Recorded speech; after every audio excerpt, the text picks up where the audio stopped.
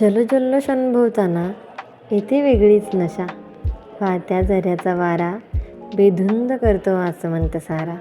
त्याला पाहावं आणि त्याच्या खुशीत शिरावं, इतका असतो त्याचा स्पर्श निराळा. झऱ्यासमोर उभं राहावं आणि त्याला बघत राहावं.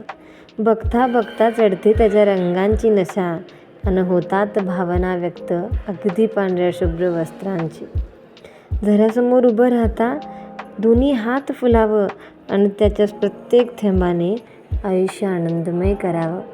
वाहत्या झऱ्यात सोडावे पाय आणि अनुभवावा स्पर्श लहरींचा.